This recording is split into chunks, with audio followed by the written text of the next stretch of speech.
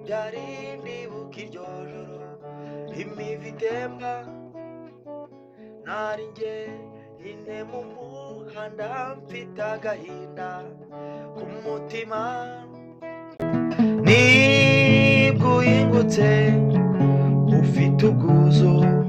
mutima ukeye nugira impuhwe uzana umutaka unyiza imvura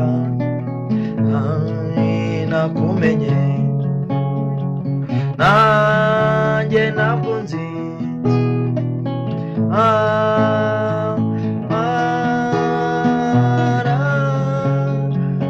imvura yagwaga i Kigali ndibuka iryo joro imivu itemba ambwiye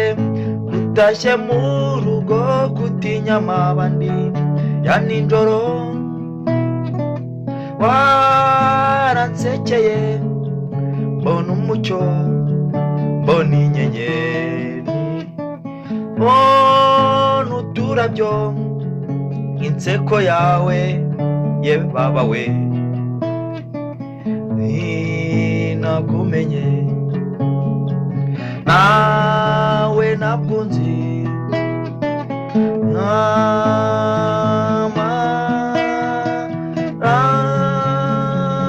imvura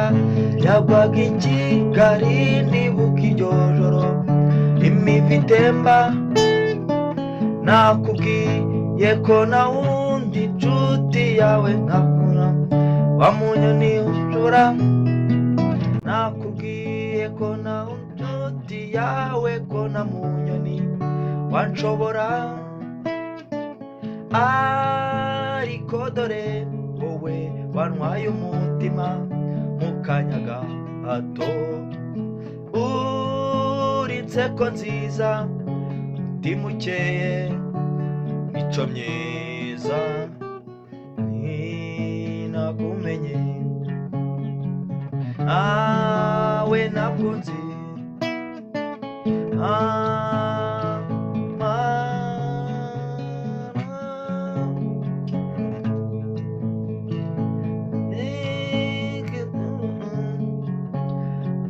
umutima mu kanya gato uri inseko nziza umutima ukeye uri mico myiza nakumenye nawe ntabwo nzi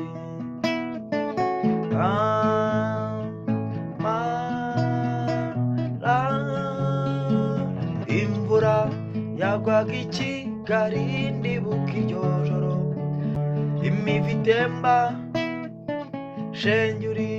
buka inseko yawe nkifuza kongera kukubona singiza imvura yo yaduhuje mukeyo racyanyibuka nakumenye nawe ntabwo nzi imvura yagwaga i Kigali ndibuka iryo joro imivu itemba buka inseko yawe nkifuza kongera kukubona ingize imvura aha yo yaduhuje mu kanya gato mbese wowe mutima ukeye uracyanyibuka nakumenye nawe ntabwo nzi nyamara imvura yagwaga i Kigali ndibuka iryo joro imivu itemba ni wowe disinzi naririmbiye akaka ririmbo kanjye banyita sagiho besa nacyo rwose njyewe nashusha tishaho se uwamakonye kongera kukubona mu maso yawe n'inseko yawe nziza cyane la la la la la la la